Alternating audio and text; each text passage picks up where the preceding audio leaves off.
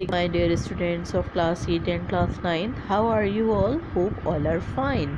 Now we are going to start our new chapter number 4. The chapter name is Periodic Classification of Elements. It is the first lecture of this chapter. Periodic table of elements की arrangement पढ़ेंगे हम periodic table में किस तरह elements की arrangement होती है, how many groups in the periodic table, how many periods in the periodic table. Basically there are 8 groups in the periodic table and there are 7 periods in the periodic table. आज फ़र्क क्या होता है, group क्या होता है, what do you mean by group and what do you mean by periods. Group का क्या मतलब होता है, बेसिकली अगर हम देखेंगे तो जो वर्टिकली अरेंजमेंट होती है दैट इज़ कॉल्ड ग्रुप्स, और जो हॉरिजॉन्टल अरेंजमेंट होती है that is called periods. How many groups we have? 8 groups. First group is hydrogen. तो ज़ाहिर सी बात है हाइड्रोजन अटैच अगर कर दिया जाए तो वैसे तो हाइड्रोजन यहाँ फर्स्ट ग्रुप में है, लेकिन हाइड्रोजन को बेसिकली सेपरेट रखा गया है क्योंकि उसकी कुछ प्रॉपर्टीज़ फर्स्ट और सेकंड से मिलती हैं, कुछ 4 और 5 से मिलती हैं, कुछ 7th और 8 से मिलती हैं. इसलिए हाइड्रोजन को पीरियोडिक टेबल के बिल्कुल सेंटर ऑफ द पार्ट में रखा गया है. Lithium, sodium, potassium, rubidium, caesium, francium.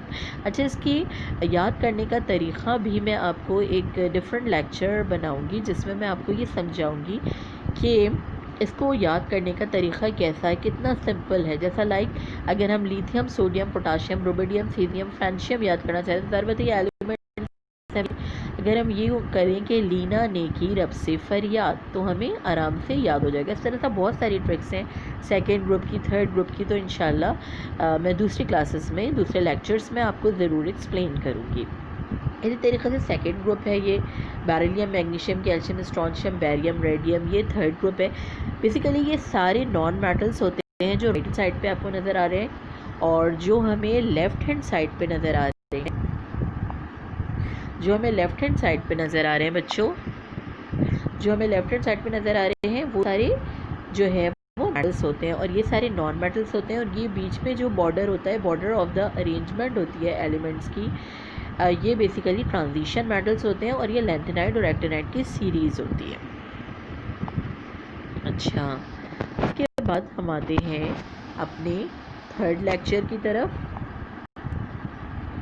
Third lecture हमारा है Dobereiner's law of triads. Dobereiner's law of triads क्या था बच्चों? डॉबरीनर एक साइंटिस्ट था, उसने किस तरह से अरेंजमेंट की थी ये हम पढ़ने जा रहे हैं. ये हमारा नेक्स्ट टॉपिक है. यहाँ पर हम लॉज भी पढ़ेंगे. तो डॉबरीनर्स लॉ ऑफ प्राइड के बारे में हमने क्या पढ़ने जा रहे हैं. डॉबरीनर्स बेसिकली एक साइंटिस्ट था. उसने ये बताया कि इसने क्लासिफाई किया है elements in the increasing order of their atomic mass of elements और ट्राइड्स. उसने 3 एलिमेंट्स को ट्राइड्स का मतलब हर ट्राइड में एटॉमिक मास जो मिडिल एलिमेंट्स का होता है वो अप्रॉक्सीमेटली इक्वल होता है atomic mass of the other 2 element के. इफेक्ट इसके ये थे कि क्लासीफाई तो किया इसने लेकिन known elements could not be correctly arrange नहीं किया, तो फिर ये लॉ भी फेल हो गया था. अच्छा, अब हम आते हैं कि इसकी एग्जाम्पल क्या थी. इसने ये कहा कि अगर हम 3 एलिमेंट्स को अरेंज करें लाइक लिथियम, कैल्शियम, अगर हम लिथियम और कैल्शियम ले रहे हैं, 7 ले रहे हैं और 39 कैल्शियम 39.9 यानी अप्रॉक्सीमेटली 40, 7 और 39 को प्लस करते हैं डिवाइडेड बाय 2. अगर हम इसका एवरेज या मीन निकालें हैं तो जो इसका एटॉमिक मास आएगा वो सेंटर ऑफ द पार्ट का होगा. अब जाहिर बात है ये देखो लिथियम, सोडियम, पोटाशियम लिया इसने. लिथियम का 7 है, पोटाशियम का 39 है. 7 और 39 को प्लस करेंगे डिवाइडेड बाय 2, आंसर आया. तो 23 सेंटर ऑफ द पार्ट का जो है वो एलिमेंट का एटॉमिक मास होगा. यही इसने बताया और इसी तरीके से अरेंज किया. इस तरह इसने फिर कैल्शियम, स्ट्रॉन्शियम, बेरियम लिया इसने कि कैल्शियम और बेरियम को अरेंज किया, इसको ऐड किया और फिर इसका मीन निकाला.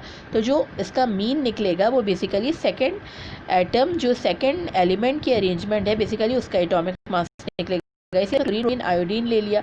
जब क्लोरीन और आयोडीन को प्लस किया डिवाइडेड बाय 2 यानी इसका मीन निकाला, तो जो इसका एटॉमिक मास निकला वो बेसिकली ब्रोमीन का निकला. इस तरीके से उसने एग्जाम्पल दी, लेकिन फिर ये फेल हो गया था क्योंकि उसने नोन एलिमेंट्स की प्रॉपर अरेंजमेंट नहीं की. अब हम आते हैं नेक्स्ट लॉ की तरफ. अब हमारा नेक्स्ट लॉ है Newlands law of oxygen elements are arrange in the order of increasing atomic mass, जब एलिमेंट्स को अरेंज किया जाता है order of increasing atomic masses में, तो जो प्रॉपर्टीज़ होती हैं 8 element की starting from any given element are a repetition of the properties of the first element। वो ये कह रहा है कि जब हम एलिमेंट्स को अरेंज करेंगे ऑर्डर ऑफ इंक्रीजिंग एटॉमिक मास के साथ, तो जो प्रॉपर्टीज होंगी 8 एलिमेंट की वो फर्स्ट एलिमेंट के साथ रिजेंबल करेंगी और यही इसकी रिपीटेशन है। इसकी एग्जांपल देख लेते हैं।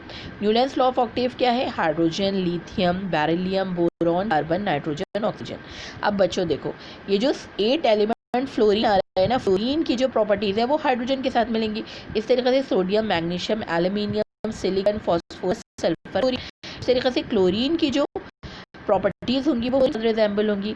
ये टॉपिक्स थे हमारे आज के। इंशाल्लाह from the next lecture we have to continue our 4th chapter periodic classification of elements.